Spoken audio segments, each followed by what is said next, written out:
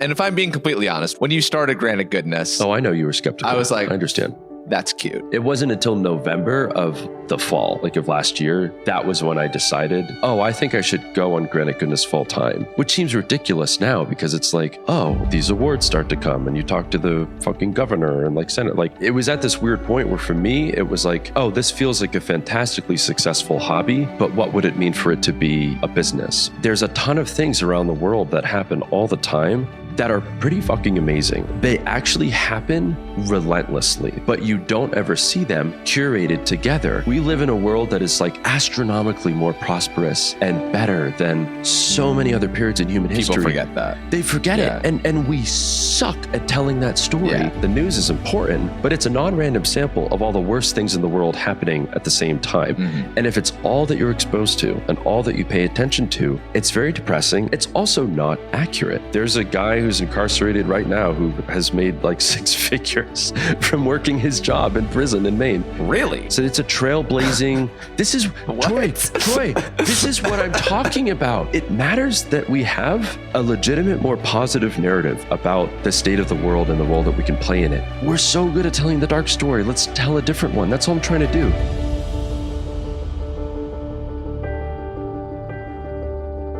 Hey everyone, real quick before we get started.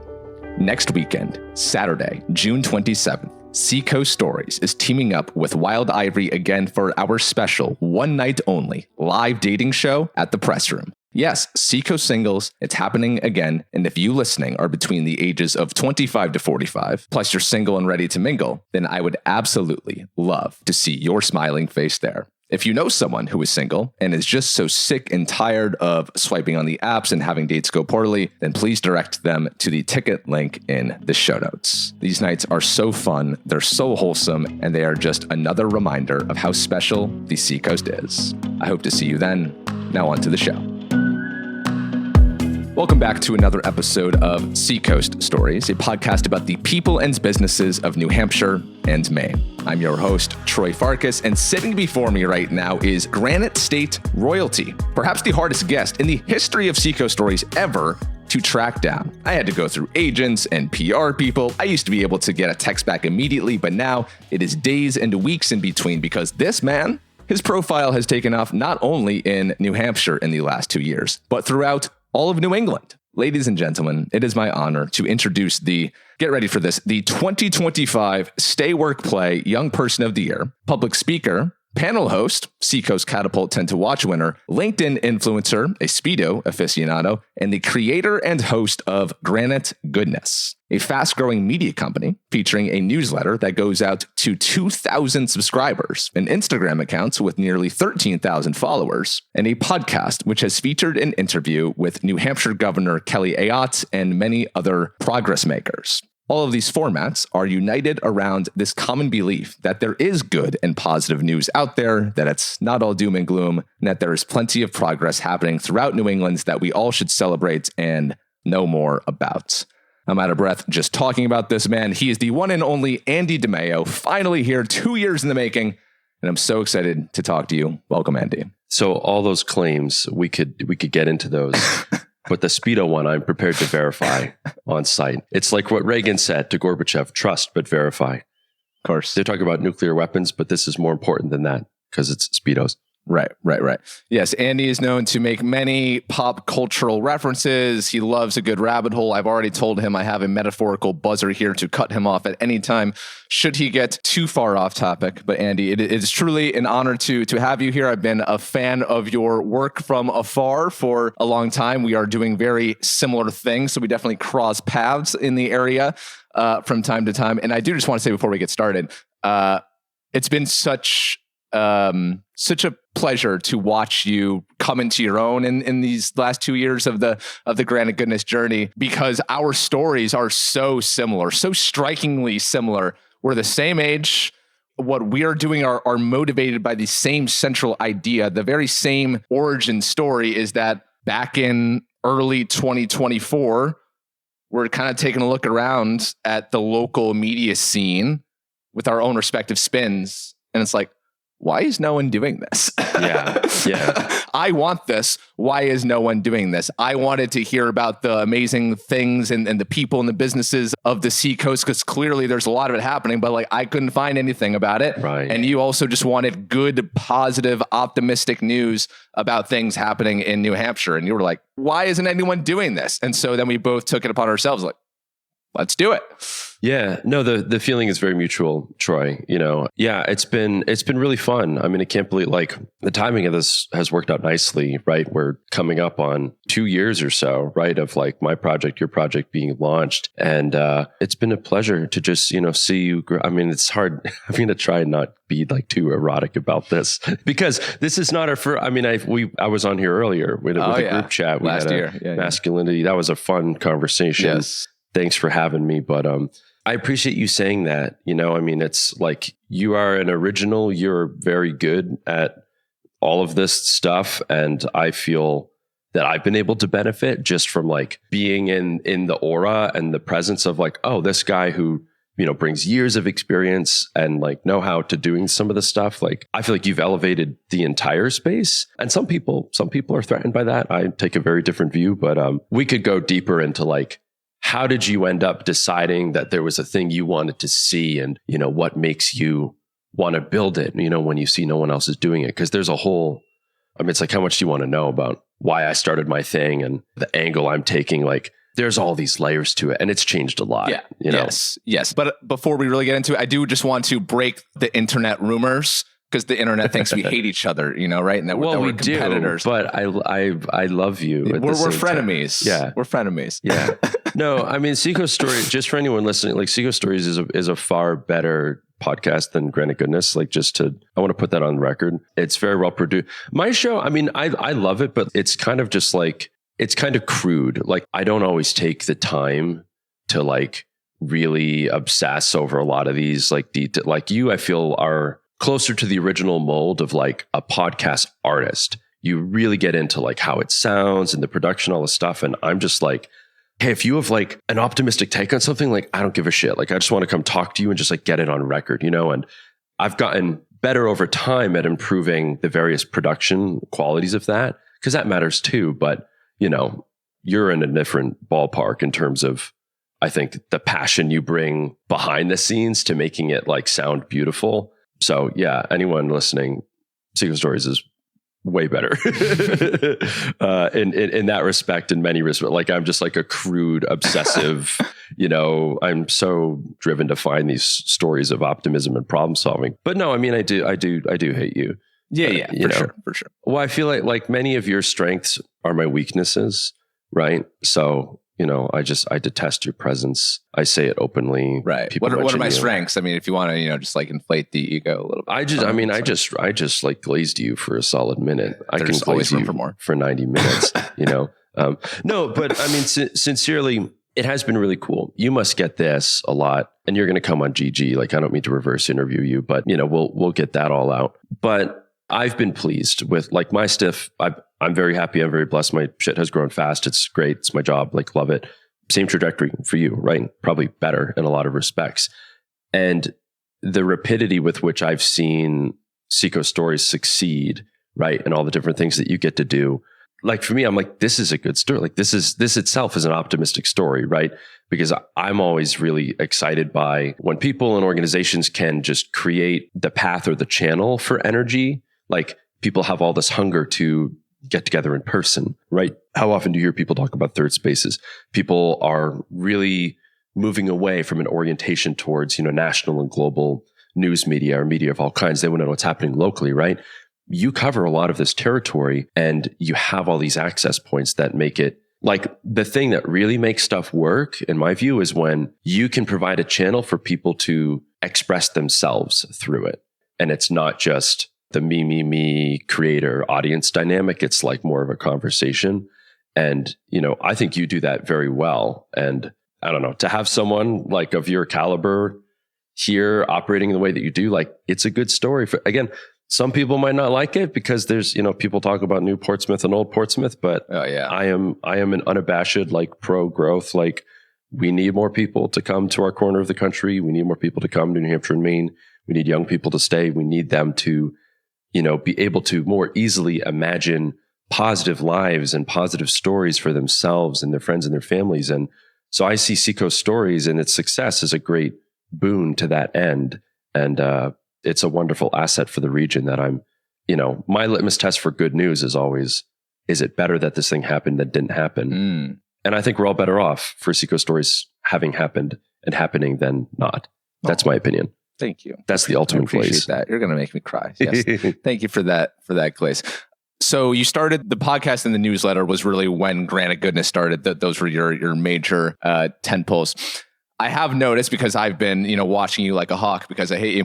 I have noticed definitely a change with the podcast strategy. When you first launched, I think you came out with 10 episodes, dropped them all at once. That was so stupid. And it's a lot of work. Yeah, no, it took balls. And then fast forward to now, 2026, the day we're speaking, you've only released 5 or 6 this entire year. Yeah. So I'm wondering, what has the evolution of the podcast been like, / what were perhaps the biggest challenges that you faced, the biggest hurdles that were perhaps unexpected?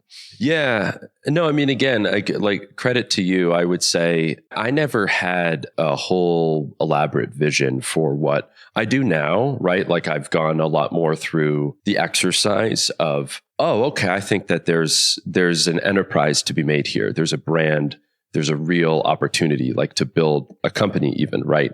Off of this idea and this concept. That is a newer mode of thought for me. Like I didn't think that at all. Like it was literally Granite Goodness started as a hobby. I was very happily employed. I had a wonderful career for 10 years doing various environmental things, in New Hampshire and greater New Hampshire. Like that's my main profession is environmentalism, and I've done a bunch of different things in that space. So, in the beginning, Granite Goodness was just, I wanted this thing to exist because I knew it could and I knew it should. Interviewing and showing off people who can bring an explicitly optimistic perspective to whatever ugly, complicated issue that they happen to be working on.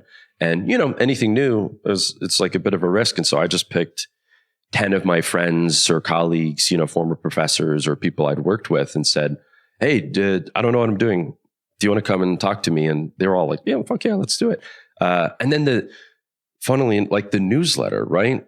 It was like an afterthought. I had this whole vision for, oh, this is going to be like a podcast centric thing. And then, just as I was about to release it, I was like, it'd be fun to like find some good news and compile that together too. Like it's just kind of an add-on. It won't be that much work. That was wrong. And then as it turns out, like the newsletter has ended up probably being the most important. Like that's like the flagship thing that I do now. And I almost regret, I mean, the pod's great and it's evolved and changed all these ways. But I no longer describe Granite Goodness to people as a podcast first. I describe it as a media brand because that's more, you must deal with this. Like, even your thing, right? Like it's a podcast, but it's so much more. Yeah. And I literally it's not launched yet, but on my website redesign. Yeah. More than a podcast is the tagline. Oh, yeah. See, exactly. That's perfect. Like people put you into a category, that's sterile and limiting and diminutive in my experience. And so I know, I often call it the show. I like to call it the show, like there's a lot of baggage and podcasts are great. Like I'm super pro podcast, but anyway, there's a stigma around, cool, you host a podcast. Right. It's changed a lot. Right. And it's certainly changed as it's evolved from hobby to, this is actually adding value to people's lives and adding value to businesses and brands and organizations.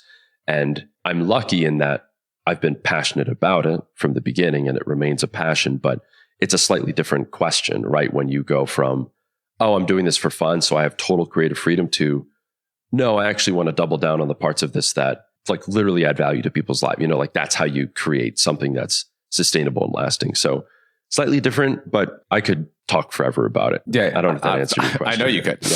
Yeah. Similarities with our stories. We both got laid off from our jobs. Oh yeah. I got laid off from Spotify and you got laid off for your job for Impact, which was here in Portsmouth, Asset right? Management down the street. Great people. Great Hard people. Time. Shout out to them. When you got laid off, obviously, you know, I'm sure that's a heartbreaking experience because you put a lot of your identity into the company you work for and your job, and you love that field. Yes. What was the immediate thought? Was it, let me get back on the job board? Or is it, maybe I should really pursue this Granite Goodness in a more serious way? It wasn't that at all, which I almost not regret, but, you know, because it's like the path is the path, you know. So we used to joke, my wife and I, like, being laid off, you know, it sucks, but you couldn't ask to be in better circumstances, you know, for me personally. Like, very good severance package from my company. You know, they're a great company to work for. I have a wonderful relationship, a partnership of 10 plus years. I've been happily married for the last, 8 years or whatever. I should know. And, you know, like, my wife and I have shared money forever. Like, we own a house up in Tamworth that we love. And so, like, no kids. Yeah, no kid. Right. Exactly. Don't have kids yet. We want to, but, you know, not yet. So stable living expenses, you know, really good dual income household. Like, we can afford to live off of one income. Unemployment benefits are pretty modest in New Hampshire, but they're there, right? It's free money. I have no compunction taking the $1,600 a month or whatever. Like, I'm fine to take it. It helps. So I had a really, really, you know, solid runway to figure out, what do I want to do next? You know, what can I, you know, what is the structure of my life? And again, like, I live on a farm in rural New Hampshire, and it's beautiful, and you can see the mountains, and I have a hot tub and an electric car and solar, but, you know, so it's like, my life is like very... Still waiting for my invite. Yeah. But it's just that, like, being laid off can mean so many things to different people. And I had a comparatively, like, good experience. Like, it could be so much worse than what I went through, even though I love my company, great people, like the work.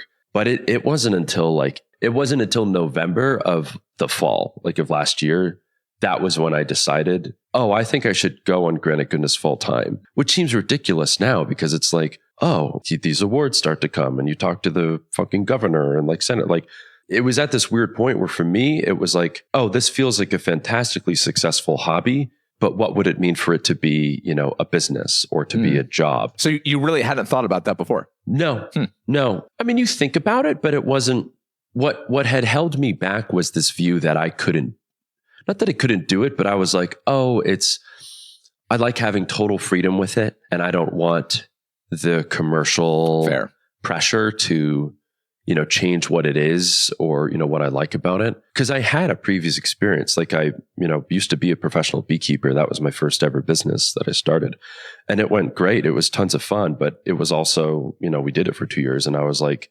maybe I would have liked just being a hobby beekeeper instead, you know? So I was very wary to open that door with this other thing that I did and loved. But, you know, I had a lot of people encourage me. I had a lot of things starting to really go well with it. And I made the choice. And then I remember this moment with my barber, my hairdresser. I was like, Amanda, I made a decision. I think I'm going to go full time on Granite Goodness. And she was like, duh, you know, she's like, you're the last person like, this is so obvious to me. Like, everyone sees it. Like, why don't you? And I was like, oh, okay. And now it feels very clear. You know, now I'm like, oh, I see it. I see this thing that I'm uniquely positioned to do, that I'm so excited to do. And tons of people help me and are leaping out of the woodwork. Like, I'm just so blessed. And now it's like, you know, I can't imagine not doing it. Right. Because so many people are like, this is so cool. Thanks for doing it.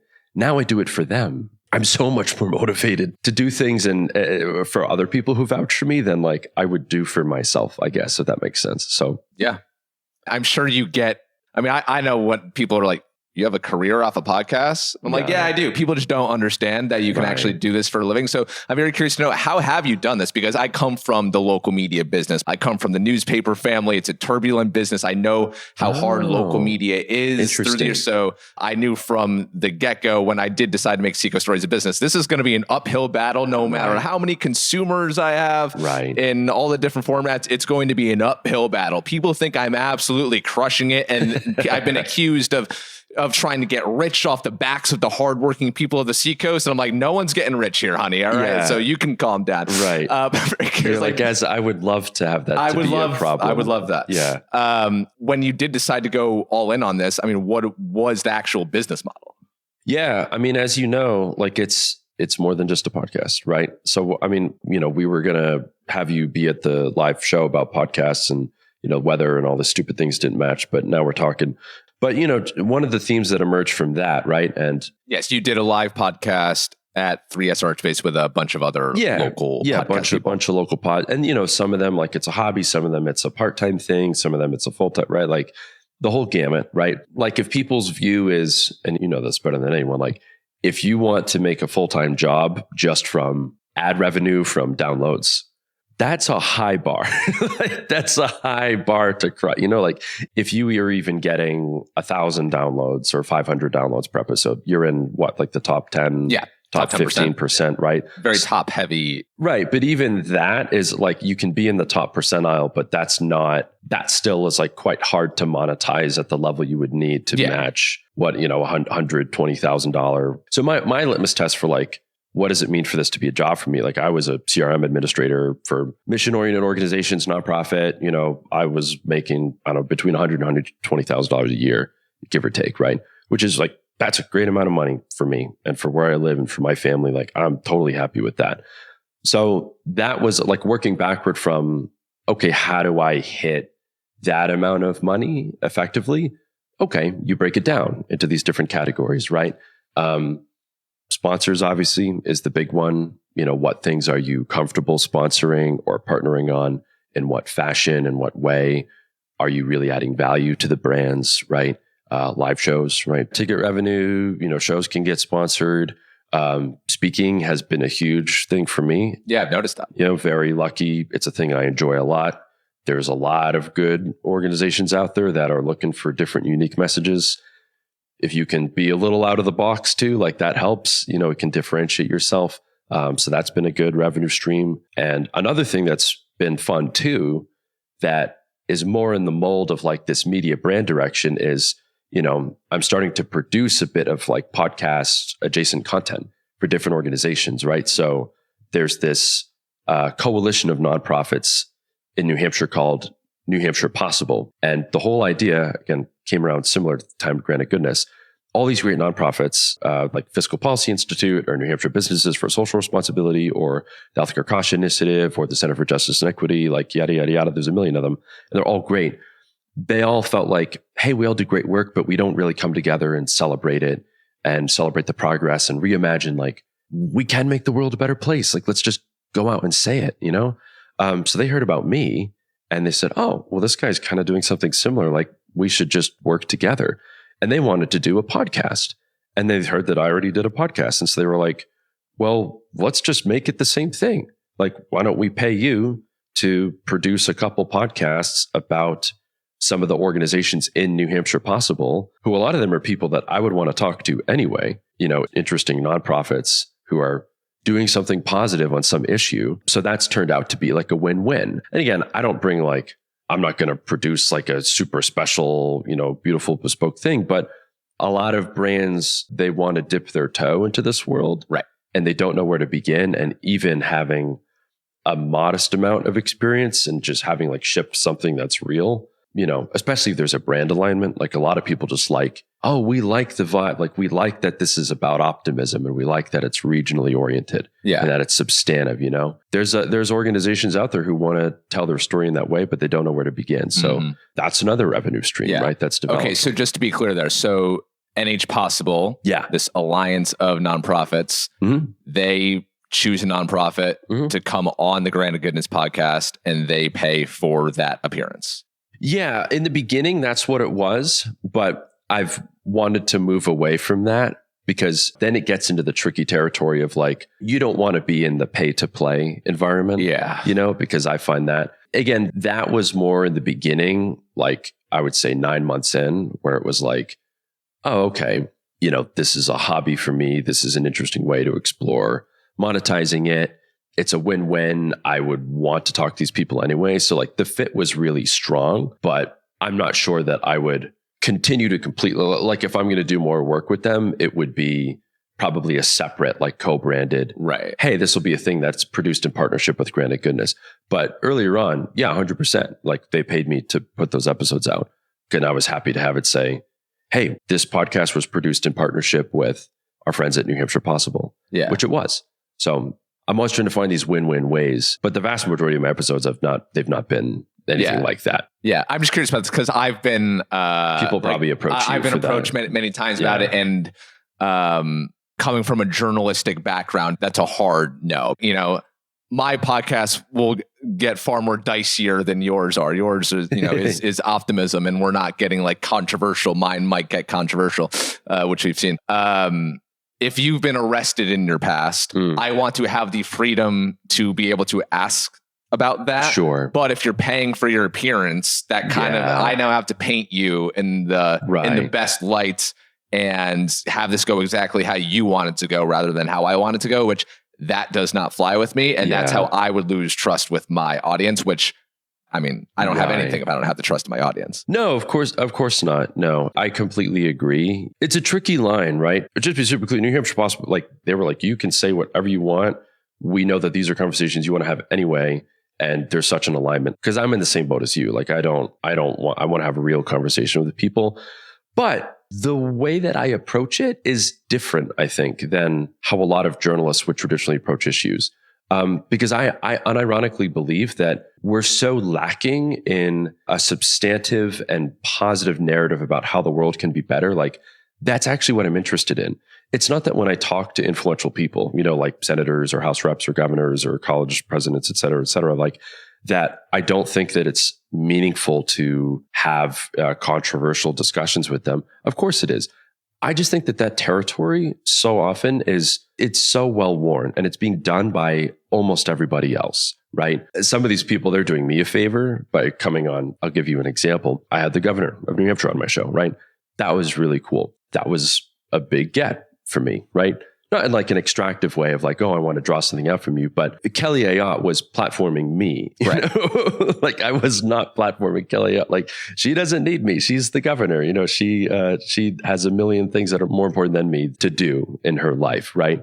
And I got flack for doing that interview because a lot of my stuff I think leans liberal, right? But like I was so glad to do that. Like, are you kidding me? Like you have a chance to talk to the chief executive of your state. Yeah. I'm a nobody. She went like, this is an amazing. That's an honor. Yeah. And so like, that's a conversation I would have had like a million times over, even though, you know, because I'm small potatoes, like, you know, it was like 20 minutes, you know, like it was a very, very limited, like, so at that time I'm in the position of like, do I choose to do this in, you know, a kind of limited way or not do it at all? And I'm like, I want to do it. And then you grow and it adds, and it's just like, you know, I would love to talk to her or other people at her level again. And I hope it can be a bit more of a free form, you know, because what can you really talk about in 20 minutes? Right. But it was cool to have that experience. And I'm grateful to her and the people who connected me with her to do that. You know, living here on the Seacoast in the summer, my day-to-day life is pretty predictable. I'll start the day with a class at Studio One or Three Bridges Yoga, follow it up with a stop at La Molita, then some journaling at Genis Beach before a full day of editing content. But sometimes my routine gets thrown off because, well, life happens, and I'm sure you can relate. And when it does, whether it's damage to your home, your boat, your motorcycle, your moped, and many other prized possessions, the last thing you want to do is to be stuck on hold with some giant insurance company yelling, "Can I speak to a representative?" into your phone. That's a big reason why I really appreciate what Avery Insurance does. They've been family owned and locally operated right here on the Seacoast since 1899, which is pretty wild. That means they've been around longer than institutions like the Prescott Park Arts Festival, Ceres Bakery, and the Espresso Martinis at the Wilder. What makes Avery different is they're an independent agency. So instead of pushing one company's policy, they shop across multiple carriers to find the best coverage and the best value for you. Whether you're protecting your home, your business, your car, or you're a local entrepreneur building something from scratch, they've got a dedicated manager and in-house claims team to help you out. Avery cares deeply about the Seacoast, its local businesses, nonprofits, and local media like Seacoast Stories, which we are so grateful for. To learn more about how they can help you, just visit averyinsurance.net. If you live on the Seacoast, you know we are fiercely proud of two things: our scenery and the ability to mind our own business, which which is why we all want big, beautiful windows letting in that coastal light. Think Venice Beach at golden hour kind of vibes. But we do not want our neighbors watching us like it's people watching at the Friendly Toast on a Sunday morning. That's where budget blinds of the Seacoast comes in. They're local, they come right to your home, and they save you from spending an entire Saturday at Lowe's in Newington arguing with yourself over shades that you don't even understand. Whether you're in a Portsmouth condo, a Dover colonial, or a Maine beach house where the sun hits harder than an ice cream cone at Lagos, Budget Blinds helps you control the light, the privacy, and the vibe. Custom blinds, shades, and shutters, professionally installed, priced reasonably, and done right the first time. For more details, just visit the link in the show notes. The core message driving the Granite Goodness ethos is that there's all this amazing stuff happening in New Hampshire and the world at large. And we should celebrate that rather than focus on the negative. And if I'm being completely honest, when you started Granite Goodness, I know you were skeptical. I was like, I understand. That's cute. Yeah. I come from the world of media. I come from the if it bleeds, it leads. And this is going to sound like I'm a horrible human being. Yeah. January 2020, Sunday afternoon, I'm off at ESPN. I'm at the laundromat doing my laundry. My boss, ESPN podcasting, Pete, calls me and he's like, Troy, think we're going to need you tonight. I'm like, why, Pete? I think Kobe Bryant just went down in a tragic plane crash. And I was like, oh my God, I loved Kobe Bryant. Right. He was the man. What an icon. Yeah. All right. Put me in, coach. Let's go. Like 12-hour day. Breaking news. There's nothing like a breaking news environment. Coronavirus, March 11th, 2020. The NBA player contracts it and shuts the league down. I'm like, put me in. Let's go. I can't wait. Like horrible it's things that change the history of the world. Yeah. But like you live for that shit. In the media, there's nothing more invigorating than an all hands on deck. We're going to be up all night breaking news situation. That's the stuff I get up for and miss about that world. And then when I, heard about what you were doing, I was like, no one's going to care. Yes.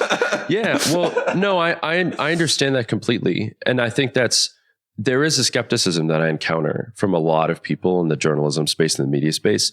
And I'll tell you what the difference is and why I think it works, right? Because, I have great empathy and respect for the traditional view of what media is. I don't come from a media background, right? Like this is all just, I'm learning it on the fly. I come from the environmental world. And again, there's a lot to like about the media, but this line between what is entertainment versus informative, it can be kind of blurred at times. And, that's great because at the end of the day, the consumer is the ultimate arbiter. Like you can watch what you want. You can turn it off. You can choose to give your attention. Your attention is the ultimate vote, right?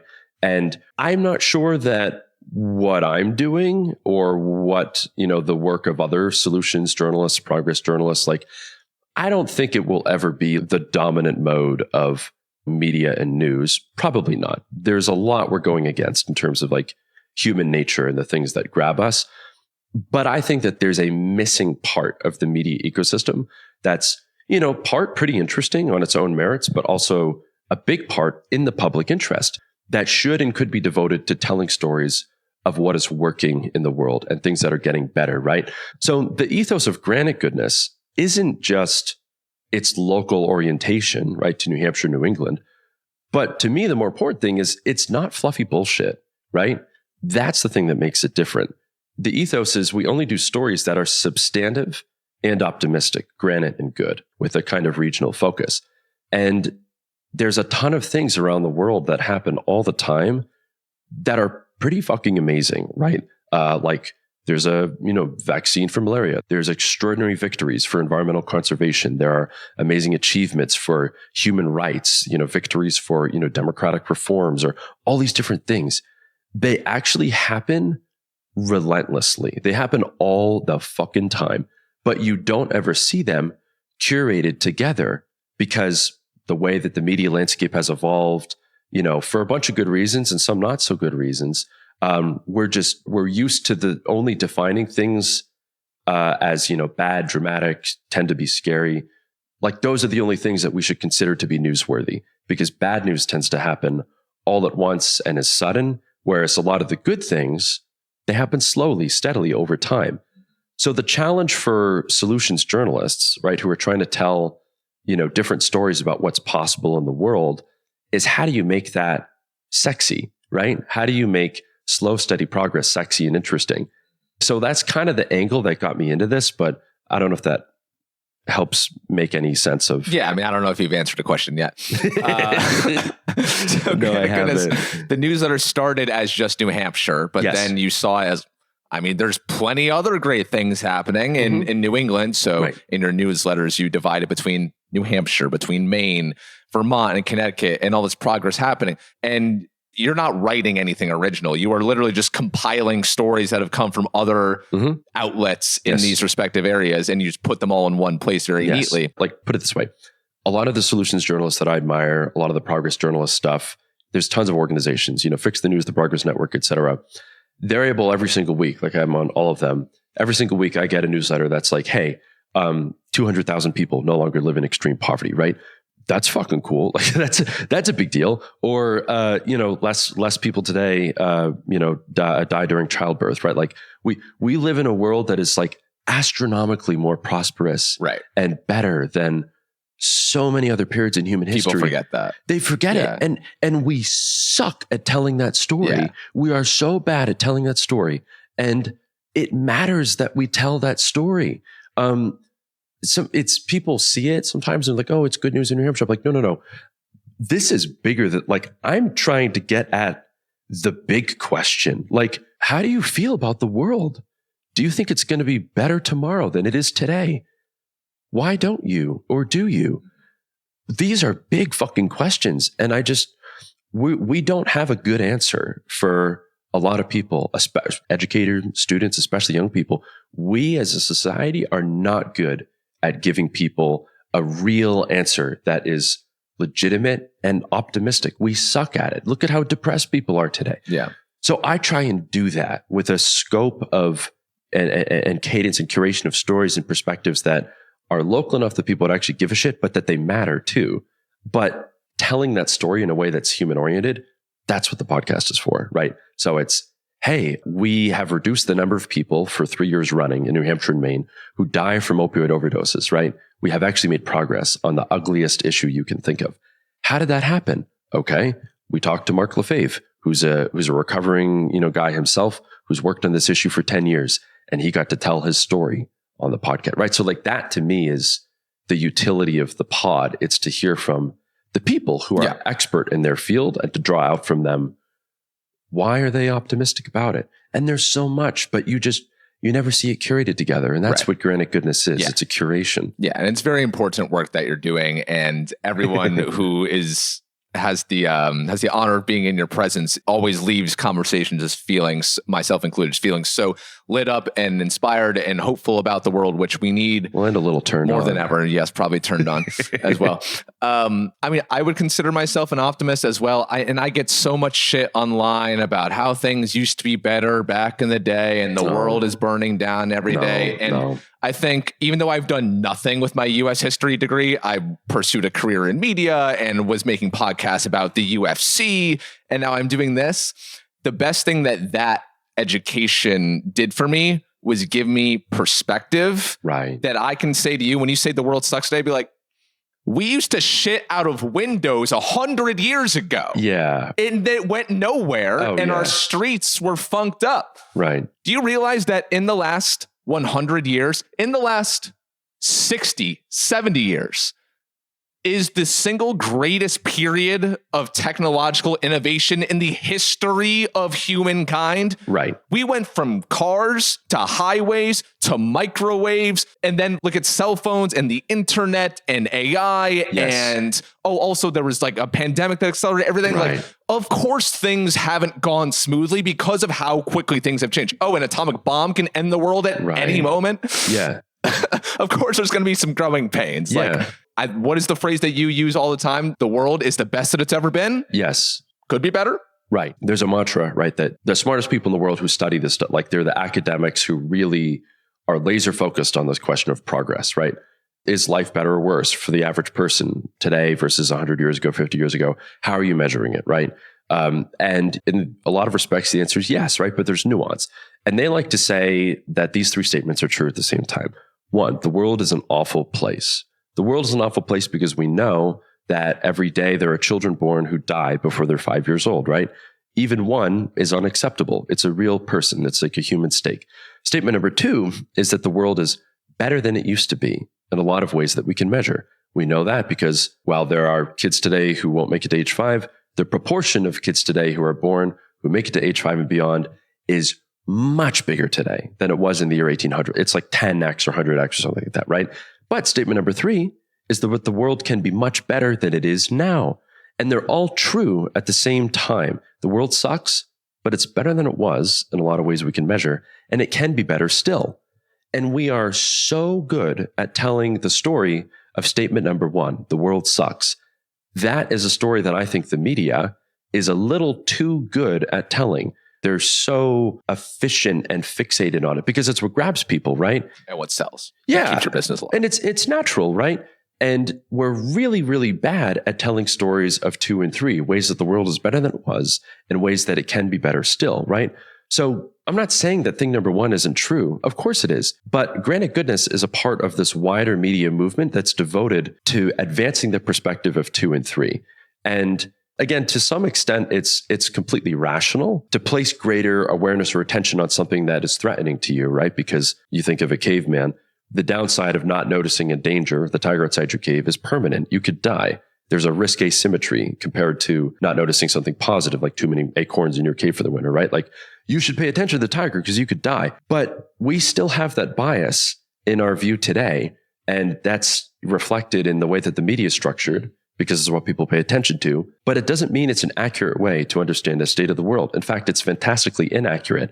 So what I often say to people is the news is important, but it's a non-random sample of all the worst things in the world happening at the same time. Mm-hmm. And if it's all that you're exposed to and all that you pay attention to, it's very depressing. It's very myopic. It's fantastically uninspiring. It's also not accurate. So I fucking roll around, I do somersaults and shit and I try and be zany and, I have a personality, right? Like I get people to look. I don't mind doing that. Yeah. But it's based on something real. I want people to look because I want young people, especially today, to know that their future is not cooked and that there's a lot of great things that they could have in their lives. But it starts with a belief. They have to believe in the possibility of a better world for them to fully participate in it. Yeah. And it's not a message that they get anywhere else. And there's more opportunities available to us than ever before. The fact that me and you saw a problem within the world and we're like, I want to go do something about it. Like 10 years ago. Like it wouldn't have been possible. It's ridiculous. But we have you just got to have some drive, some support, be a good person, and things are just going to work out for you. So that's a very good message. I do want to ask you, this is Seacoast Stories. So I know you're all over this stuff. Recent, some favorite New Hampshire and Maine stories that have happened that you're really jazzed up about and that you think that people should know about? Oh, sure. I mean, dude, I can go. Like, how much time do you have? Literally. I mean, like, if you want to, I haven't rang the buzzer yet. Yeah, no, go on to granitegoodness.com and search any keyword you want. Like, you can, like, it's all like search New Hampshire, search Maine, like, you'll find it. I mean, opioid overdose deaths, ugliest issue, very tragic. It's incredibly personal. It doesn't get uglier than that. There's not a supply chain that is, more disgusting and violating of like our common principles of humanity than those of illicit drugs, right? Like heroin and meth and opioid, like all these things are just fantastically ugly problems that are very, very tragic and dark. And not just that, they've been getting worse consistently, right? For, a long time.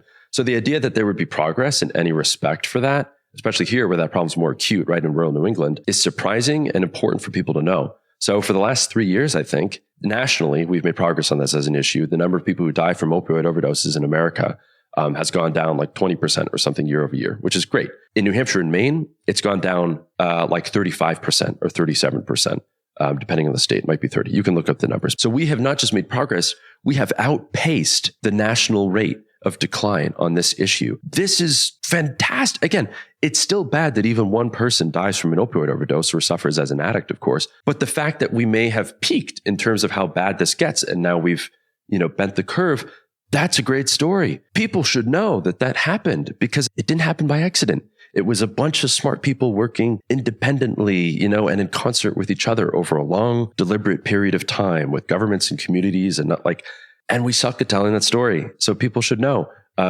Maine was the first state in the country to allow incarcerated people to work remote jobs, like remote work jobs in prison, right? So prison labor is notorious for just, essentially being slave. Like the wages are a joke.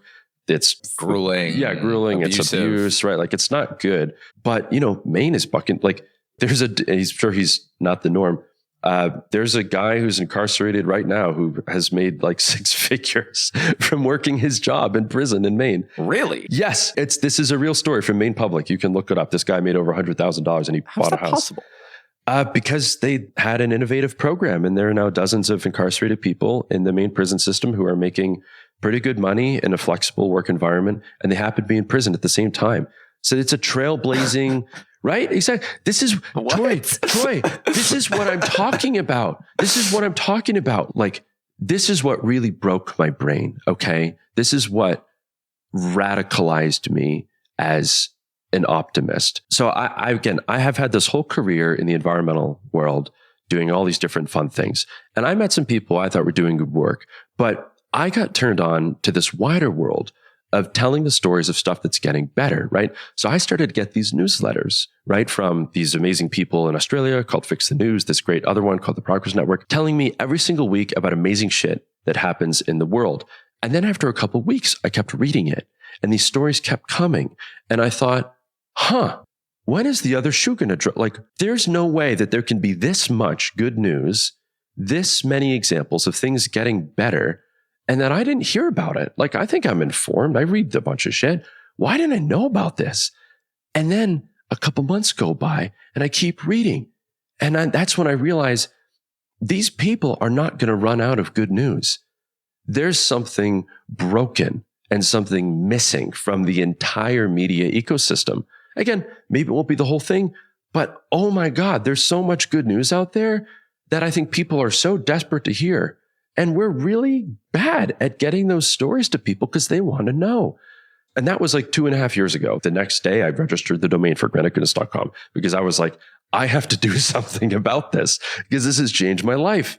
People aren't just cool and interesting. Like, you could never imagine all the ways that they're cool and interesting. They will endlessly surprise you, right? And that's also true for the ways that we confront all the big, ugly problems that you can think of. So that's all I'm trying to do with Granite Goodness, is to provide that perspective, but in our corner of the world, right? I don't want people just to feel good about the world. I want their minds to feel broken and to be like, I didn't know that this much great shit was happening. Wow, maybe I can be a little more optimistic. Maybe I can choose to trust my neighbor a little bit more, or to take a risk because I believe that people will want to help me and be nice and not be cynical and selfish, right? Like, it matters that we have a legitimate, more positive narrative about the state of the world and the role that we can play in it.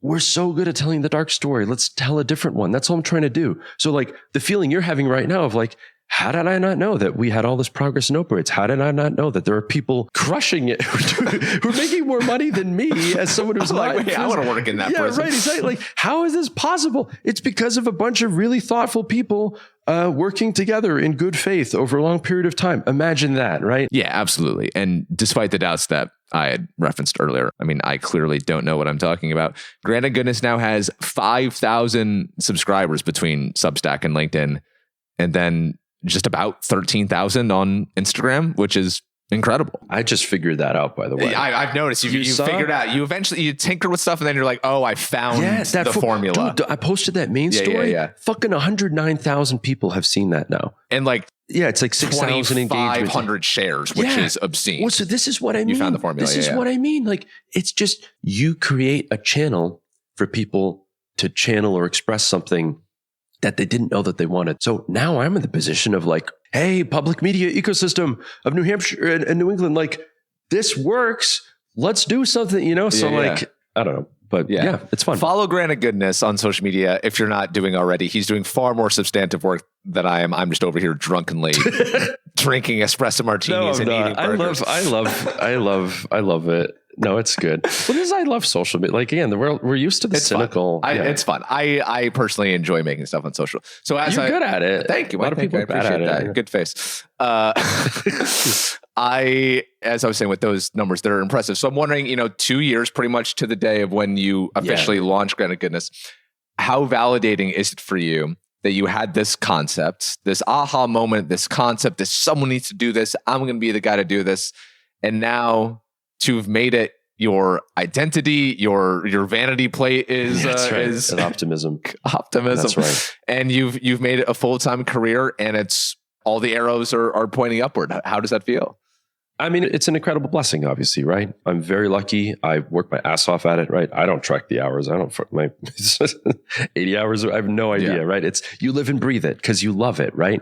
And you know, I will take credit for, you know, manifesting a thing and for working really hard and, you know, thinking outside of the box. But you know, the story of Granite Goodness being anything is not the story of, you know, me, Andy being maybe that's like 10% of it, right? It's all these other strange things you couldn't imagine it. Like I'm just channeling this thing at the right moment in the right place and time, you know, but it's just an optimistic story.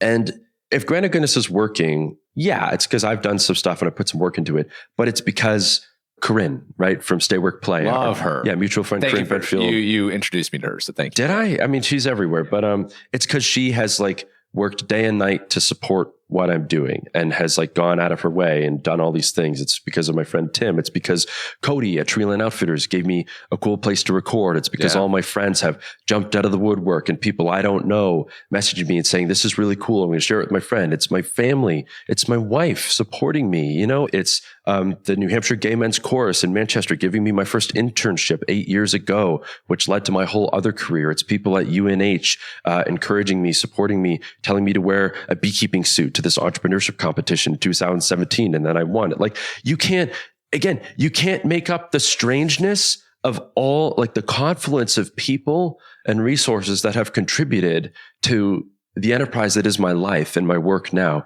You can't make it up. Like I can't even begin to tell you all the random things and the luck and the chance and the generosity. And it's like, you need all of that.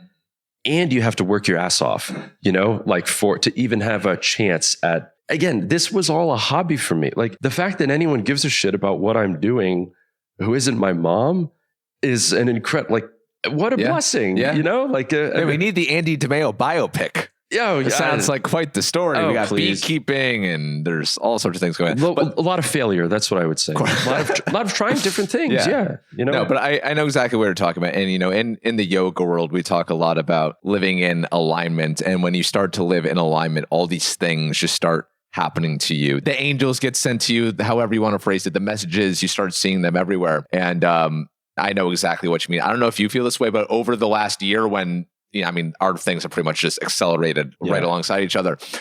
My life has been such a blur. I can't even keep track of all the crazy things I don't know what's that happening. happened. I mean, just yesterday, I'm walking to an interview that I'm doing downtown in the West End, and I see a listener of the show on the other side of Islington Street. And she's like, you going to record something? I said, yeah. She says, make sure to not cross your legs during the interview. What are you doing? But a big part of why I wanted to start Seacoast Stories was that in my past career, I'm making these big time podcasts around the world, but the audience that I'm serving is these people. I don't know who they are. They don't care about me. I'm never going to meet them face to face. Yeah. And now the fact that every day I interact with people who listen to my voice through their headphones, something that I recorded in my closet, which is weird, or in my bedroom, which is wild. You just think you're talking to yourself. People remember what I say. I'm like, I don't even remember saying this. I totally check out when I'm recording. I'm in Manchester for dinner club and I'm having a blood sugar crash. I'm like laying down on the grass, trying to act like I'm all cool. And someone in Manchester, New Hampshire, which is not my jurisdiction, is like, hey, love the podcast. I'm like, who are you? Yeah, how do you know who I am? It's so cool. And things like that. I have countless examples. I try to keep track of them, but you can't make it up. You can't make it up. Well, and how much more meaningful is that though? So much more meaningful. Right. And you know, again, people like media is cool. It's amazing. You can talk to anyone anytime. You know, I'm sure like there was a lot you liked about, you know, the work you did at Spotify and ESPN. Like, of course, it's wicked cool stuff. But, you know, the chance to interface, like this is what I think is so encouraging. Like, all these tools are just available. And so it's let me, like, this would have taken a team of like 10 people, you know, 15 years ago. And now it's just, I could do it with one, you know, and it's amazing. And I feel grateful. And Instagram and social and all these different things, like they're great, but it's such a tiny sliver, which people could see that as discouraging. I think it's encouraging because it's like, if you're enjoying what you're doing, it means you're going to keep doing it for a long time. And the ceiling is there for your impact and for your audience and for community, right? And I don't know that that is clear to people who are on the outside of a creative enterprise. You know, they might think, oh, you have like 10,000 followers or something. They're like, everyone must know who you are. And I'm like, I think I'm like a D-tier celebrity to like a selected, like there's like a certain group of people like in New Hampshire who probably know me quite well, but like not really beyond that, you know, and like, and you can do well and like succeed for a long time and still have relatively nobody know who you are. For sure. Just because the world's so fucking big. It's so much bigger than people think. So, you know, it's fun to like be competitive with people, but my sincere belief is like, if you're serious about growing your thing, succeeding, especially in this part of the world, in this part of the country, especially in New Hampshire, collaboration is the only, you're actually dumb if you think the way to succeed is to destroy your enemies instead of finding ways to, you know, have positive some outcomes, win-win outcomes, lift them up, support them, right? That's the way that you actually find success, as opposed to being shallow and territorial about sharing any kind of overlap with someone in their work. That's what I actually believe. And I put a whole podcast show together, you know, to try and prove that to people, you know, to be like, hello, this is how this stuff works. You know? You didn't invite me because you hate me. It's fine. That's exactly right. Also, on 603 Day, I noticed this. You put out an entire newsletter, 603 things to love about New Hampshire. And I wasn't. Oh, I didn't even list you. I didn't make the cut. I'll in the edit 603 things. Maybe next year. I'll edit it. You'll be, how about this? Next year, it'll be 604 and they'll all be Troy Farkas. And then the 604th reason will be because one day Troy's going to put on one of my Speedos. Yes. And we're all going to win.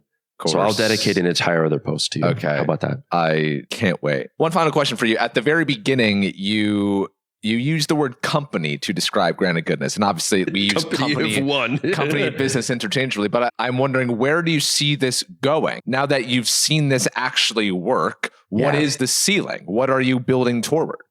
Yeah, I mean, my ideal, and you know, this is starting to happen more, right? Is and there may be different ways. You know, like I've been discouraged from the nonprofit route. I don't think I want to do that. Making it a nonprofit? Yeah, that is the natural inclination for a lot of people when you do something mission oriented. I don't know that that's necessary. There's a lot of freedom, you know, that you retain and not going that way. And there's ways you can like work with a nonprofit. So for now, I feel pretty firmly committed to keeping it as just a fucking LLC. Like that's good. In the beginning, I was like, I know I'm going to drive a lot. I want to write off. Now it's a real business. But the opportunity that I see, Troy, is to become known as the good news of nothing else. But when people in New England, certainly New Hampshire, but I feel like I've done that.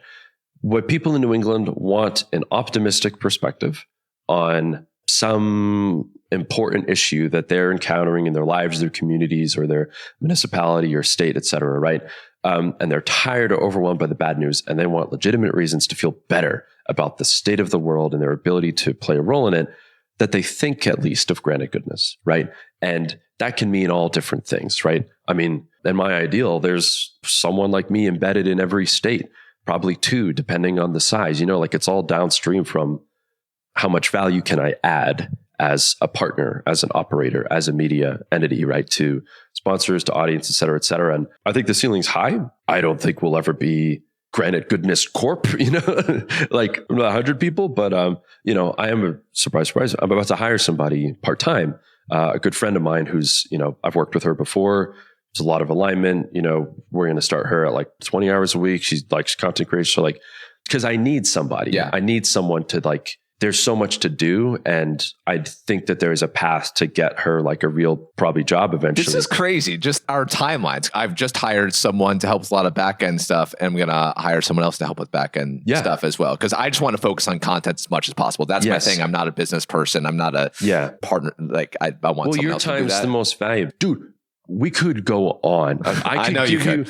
Your PR person told me we're almost at time. They're waving. She's waving at me right now, telling me we got to go. He's got to hop on a jet. That's more than you ever want to know about, you know, the vision. And I don't know, but there's a lot of opportunity, a lot of good news to share. And it's an endless problem you know, to try and get people to be more optimistic. That's all I'm trying to do. Well, you are doing a tremendous job doing it. You are the right person for it.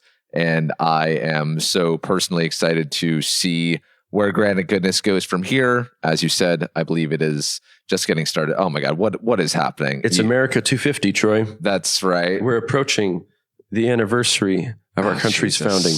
So these are a couple options for you. Are you gifting me a Speedo right now for those who... It's not clear. I'm never putting on a Speedo. How about this one? I'm so opposed to it. Oh, geez, it has a floral pattern on it. It's nice. No. Okay. I respectfully decline. I will, however, be celebrating America 250 this weekend that we are speaking coming up.